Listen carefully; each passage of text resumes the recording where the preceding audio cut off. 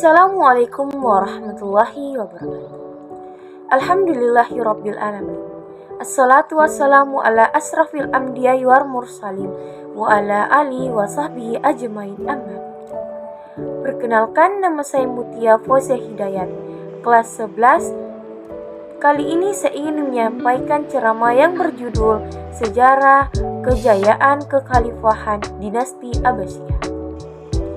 Periode kejayaan dinasti Abbasiyah mulai sejak masa kekhalifahan Al-Mahdi 775 sampai dengan 785 Masehi hingga Al-Waqi 842 sampai dengan 843 dan mencapai puncaknya secara khusus pada masa pemerintahan Harun al-Rasyid 786 sampai dengan 809 dan putranya Al-Ma'mun 813 sampai dengan 833. Pada masa Harun al-Rasyid, Baghdad mulai muncul sebagai pusat peradaban dunia dengan tingkat kemakmuran dan peran internasional yang luar biasa.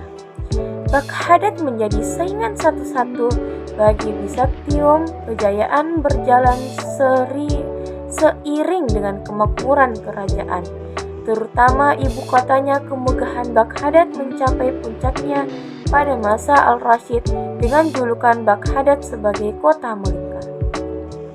Sementara itu, kemajuan keilmuan Baghdad mencapai puncaknya pada masa Al-Ma'mun dengan didirikannya Baitul Hikmah sebagai pusat perpustakaan dan kajian keilmuan. Kemegahan Baghdad tercermin dari bangunan istananya. Istana Khalifah menempati sepertiga ruang kota Baghdad. Bagian istana yang paling menggesakan adalah ruangan pertemuan yang dilengkapi dengan karpet, gorden, dan bantal terbaik dari timur.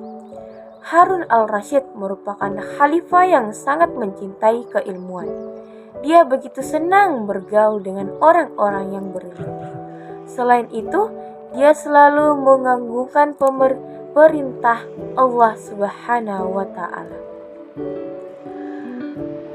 dalam masalah agama dan tidak suka membicarakan sesuatu yang tidak jelas mazhabnya. Meskipun hidup di istana yang sangat megah, Al-Rasyid merupakan pemimpin yang dikenal dengan kedermawannya. Dia tidak segan memberikan sedekah dalam jumlah banyak bagi orang-orang yang membutuhkan. Kebesaran Al-Rasyid menjadi contoh ideal kerajaan Islam dan penerusnya. Sifat dan perilaku yang sama juga tergambarkan pada putra Al-Rasyid, yaitu Al-Ma'mun.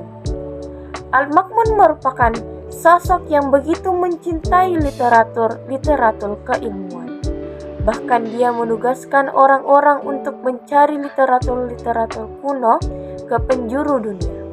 Meskipun demikian, banyak sejarawan yang dengan ceroboh menggambarkan kedua pemimpin saleh tersebut sebagai pribadi buruk yang senang mabuk-mabukan. Ibnu Khaldan dalam Muqaddimah dengan keras menantang pendapat tersebut. Al-Rasyid dan Al-Ma'mun merupakan pemimpin saleh yang menjauhkan diri dari khamar. Mereka hanya mengonsumsi perasan kurma yang pada masa itu memang tidak melanggar syariat agama, sehingga mereka sama sekali tidak pernah mabuk karena khamar. Kemegahan istana dan harta yang berlimpah pada masa Al-Rasyid juga sering disalahgunakan saudara-saudara untuk berfoya-foya. Salah satunya adalah yang dilakukan oleh Ulayyah, saudara perempuan Al-Rasyid. Ulayyah menjadi wanita pertama yang mengenakan pengikat kepada perhiasan permata hanya untuk menutupi bekas luka di dahinya. Baghdad sangat mengalami kehancuran ketika terjadi perang saudara antara Al-Ma'mun, Al-Amin, dan pamannya Ibrahim ibni Al-Mahdi. Perang yang dipicu keserakan Al-Amin yang tidak melaksanakan amanat ayahnya Harun al-Rasyid untuk memberikan otonomi wilayah kekuasaan Abbasiyah bagian timur kepada Al-Ma'mun. Tidak lama setelah itu, saat Al-Ma'mun menjadi khalifah, Baghdad kembali bangkit menjadi pusat perdagangan dan intelektual pada masa ini. Sepanjang pelabuhan ditambatkan ratusan kapal dari penjuru dunia. Tujuan mereka selain berdagang hanya juga mempunyai tujuan untuk mencari ilmu. Para pedagang memainkan peran utama bagi perkembangan perekonomian. Bak Hadad selain itu, para pekerja profesional, dokter, pengacara, guru, penulis, dan sebagainya mulai mendapatkan kedudukan penting pada masa Al-Ma'mun.